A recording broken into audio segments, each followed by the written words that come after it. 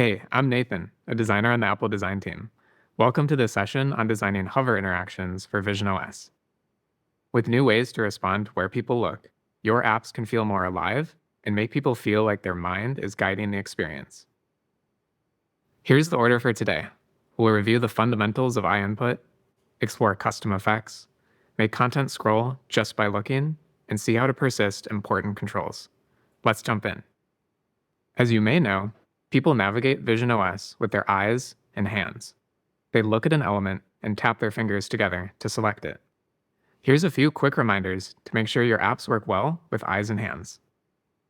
Place your most important content in front of people, so it's easy to see and use. For interactive elements, prefer rounded shapes, like circles, pills, and rounded rectangles. They're easier to look at, drawing your eyes to the center of the shape. For precise interactions, give each element at least 60 points of space. Elements can be visually smaller than this, as long as they each have a total space of 60 points. And for 3D objects with a fixed scale, 60 points is roughly equal to an angular size of 2.5 degrees, which is about 4.4 centimeters for an object 1 meter away. Apply highlight effects to all interactive elements. Standard components like this menu will highlight automatically. For your custom components, add the highlight effect and make sure its shape matches the shape of the content. And apply these highlight effects to selectable 3D objects too. To learn more about the basics, check out the session Design for Spatial Input from 2023. Today, let's talk about more powerful interactions for your apps, starting with custom effects. The standard highlight effect works great in most cases, but you can extend it or replace it with your own animations. We call these custom hover effects.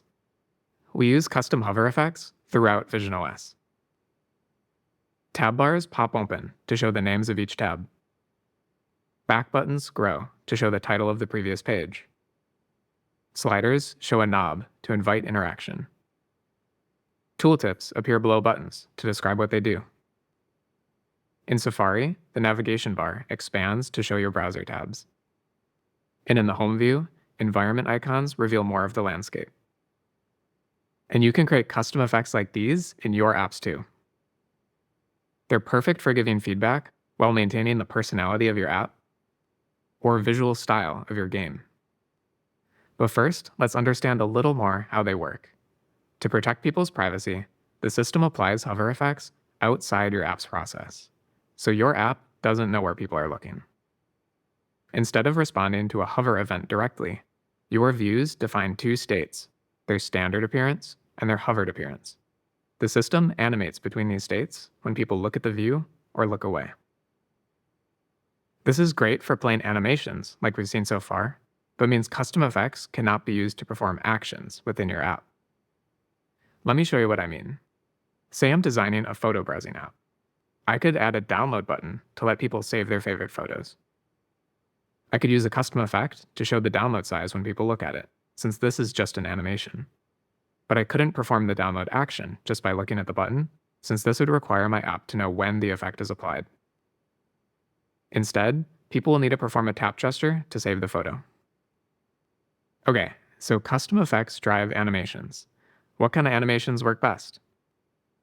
They generally fall into 3 buckets: instant, delayed, and ramp animations. The first are instant animations, which start right when people look at a view. In mindfulness, the buttons show an arrow icon so people know more choices are available. And the standard video player shows a timestamp when looking at the playhead. This extra information is small, contextual, and not interactive. Sometimes instant animations are too quick, since they cause motion as people are trying to look around, so we can use delayed animations instead. These usually show more content after a short delay. Tooltips are a great example. This delay allows people to press the button quickly and only displays the title if someone shows extended interest. Another example is the Safari profile button, which follows the same pattern with a different layout. Last are ramp animations. They're like delayed animations, but with a hint at the start and a custom curve. Check out the environment icons in the home view. Right as people look at them, they start scaling up slowly, then pop open to reveal more of the landscape. This scaling effect makes it clear that the icon will expand if you continue to look at it, but doesn't fully open until people show clear intent. This lets people look across the grid without icons popping open along the way. Here's another example, where this card expands to reveal the full text. These ramp animations are a balance between instant and delayed animations. They give immediate feedback without being distracting. To create your own ramp animation, try a curve like this. It starts with a slow ease in, then pops to completion with a quick spring. This animation curve tends to work best when views expand to show more content. As you're starting to think about these effects in your apps, here are some best practices to keep in mind. First, provide anchoring elements. The best custom effects keep part of the view the same. These static elements, like the title here, are anchoring. They give people context and help them understand what's new. If text shifts when people look at a view, the motion can interrupt their reading, so try to keep text in a fixed position. Or if a view is completely different in its two states, people often get confused about what they're looking at. And hover effects should always start from a visible element.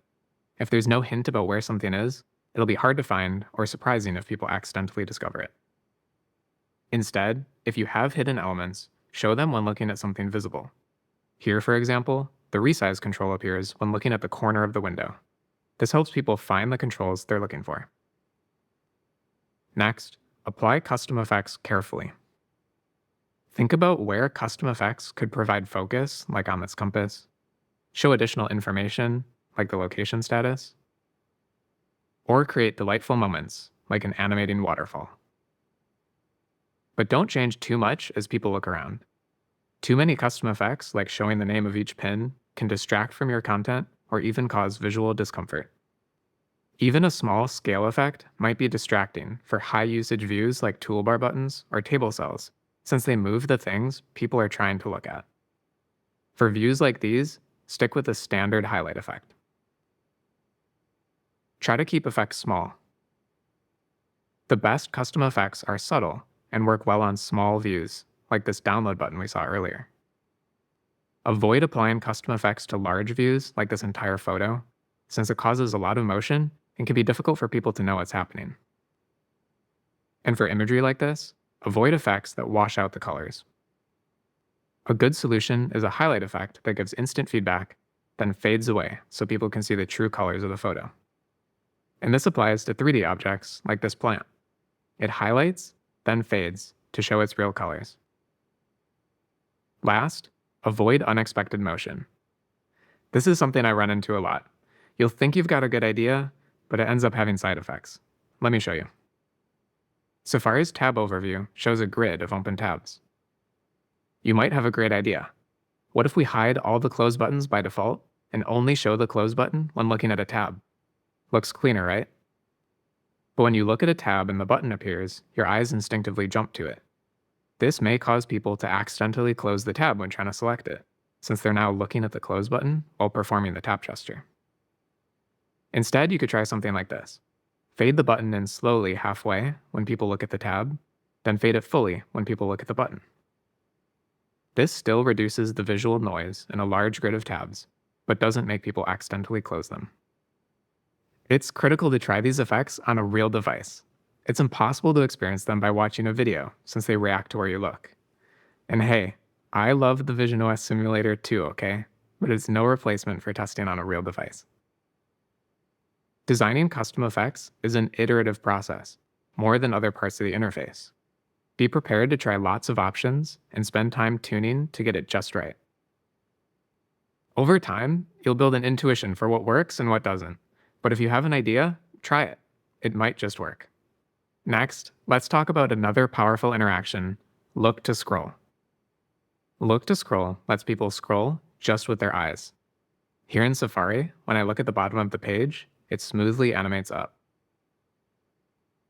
Or in music, when I look at the last playlist, it scrolls toward the center. This makes browsing easier because your eyes follow the content, almost pulling it into view. It's a lightweight interaction that works alongside scrolling with hands. Scrolling starts when people look near the edge of the scroll view, along the top and bottom for vertical scroll views, or along the sides for horizontal scroll views. Your app may have many scroll views, and Look to Scroll isn't enabled by default, so you'll need to pick which views should opt in. To decide, here's a few things to think about. First, if your view is primarily for reading or browsing, opt in. Look to Scroll is great for reading an article in apps like Safari, or browsing for the next show in apps like TV. But in apps like Settings, people want to quickly look through to find the right option, and they don't read down the list one by one, so Look to Scroll isn't the right fit here. In general, if your view is mostly UI controls, don't enable Look to Scroll. Next, consider your content. Generally, Look to Scroll works best on the primary content of the app. So here in Notes, the note itself scrolls when people look at the edges, but the list on the left does not, following the pattern we just saw with Settings. Finally, think about consistency within your app. Here in TV, there's a list of related shows, which look just like the list in the main library, so people expect Look to Scroll to work here too. Now that you're getting a sense for which scroll views to opt in, let's see some ways to make scrolling feel natural and predictable. Ideally, your scroll views with Look to Scroll enabled should be the full width or full height of your window. This gives people generous space to scroll and provides clear edges to look at. If your scroll view is inset from the window, provide clear boundaries so people know where to look. And if your app uses the scroll position to animate content at a different speed, apply parallax effects, or drive custom animations, consider adjusting your design to scroll at the normal rate. Or maybe Look to Scroll simply isn't the right choice for these views. But when your scroll view fills the window, has clear edges, and scrolls normally, browsing will feel smooth and predictable. Finally, let's look at persistent controls, a subtle feature that makes a big difference. Here's a standard video player on visionOS. The playback controls show and hide with a tap, and if the controls are up, they'll automatically hide after a delay. This works well, but the controls might hide while you're looking at them. So now we keep the controls visible while you look at them, and hide them when you look back at the video. You might not even notice it at first, because it just works how you'd expect. If your app uses a standard video player, either inline, windowed, or immersive, you'll get this behavior for free. But if your app uses custom video controls, you'll need to enable this behavior. And it's great for more than just video apps. FaceTime persists the call controls, and mindfulness persists the session controls. Anytime you have UI that auto-hides after a delay, whether it's for a video or an immersive experience, adopt this persistence behavior. As we've seen, there's a lot of ways to bring your apps to life with hover interactions. Animating your interfaces with custom effects, scrolling views just by looking at them, and persisting media controls. As you design your apps with these features in mind, start by trying a few ideas and see what works. Look for opportunities to apply custom hover effects in your apps. You can create them in SwiftUI or RealityKit, and you can learn more about how to build them in the sessions here from 2024. To enable Look to Scroll and persistence behaviors, check out the documentation on developer.apple.com. Thanks, and have fun!